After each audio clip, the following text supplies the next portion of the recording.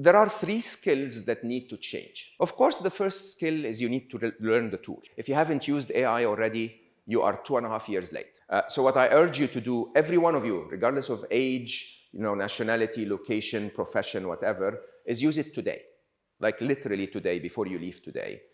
Download one of the language models. They have different characters. I think Gemini is the most scientific of all of them if you want to discuss science. I think ChatGPT is like the most fancy, and Claude is the most intelligent.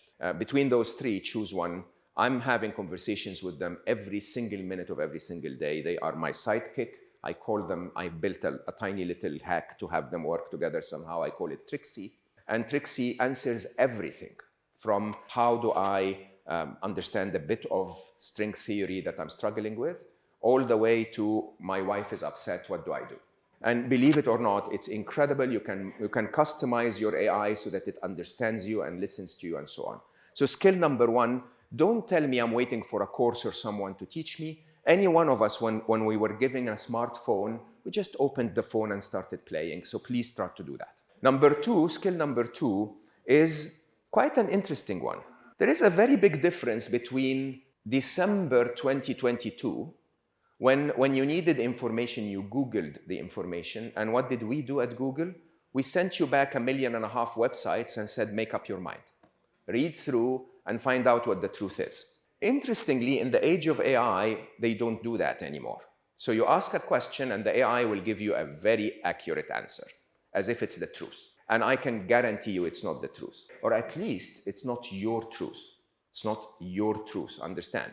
AI is summing up and averaging all of the knowledge of humanity, at least that we fed to it, but with a very clear bias, sometimes to being very Californian, sometimes to being very scientific, and so on and so forth. So not only that is the case, but more interestingly, if you understand what we did with artificial intelligence in the last 16 years, the number one application of AI so far has been what? To manipulate humans. So you go on social media, and that machine knows even more than you, which video to show you next. It knows exactly that if it waited another couple of videos before it showed it to you, you'd get a bigger hit of dopamine, so you'd stay swiping.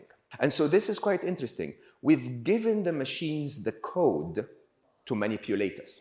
And so I'll tell you openly, they don't mean that badly, but I'll tell you openly, if you have a specific viewpoint of the world, the machine will reinforce that viewpoint so strongly that you will think you are right. I've studied the geopolitics of the world very heavily in 2024. When I open my YouTube page today, AI completely aligns with my worldview of geopolitics. I have to actually ask YouTube to show me the opposition's view to be able to see the whole truth.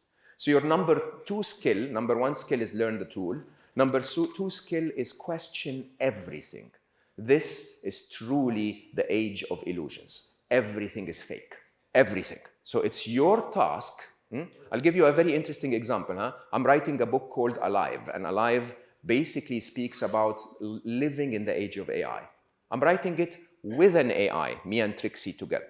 So I went to Trixie and I said, how can humanity create something that can be so dangerous without protecting against the danger?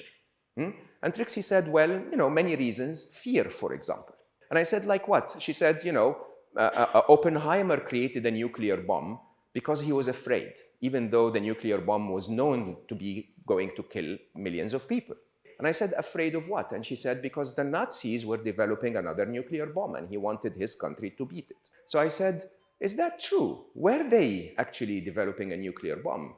And Trixie said, yes. And I said, can you please read history in English, German, Russian, and Japanese, then tell me if they were developing a nuclear bomb? And she said, oh, I'm so sorry, Mo, yes, they were not. They started before Oppenheimer, they stopped 1.5 years later. And when Oppenheimer was developing the nuclear bomb, there was actually no other nuclear bomb being developed across the world. Now, that is questioning everything. Skill number two. Skill number three is human connection. So of everything that we're going to do as humans, the machines will master every single one of them better than us. The only one they won't is the hug I had with my uncle when I saw him, is the conversation and laugh I had with Khalid when I saw him, and so on. Human connection, believe it or not, with your team, with your staff, with your clients, patients you call them, is by far the most important skill you need in the future.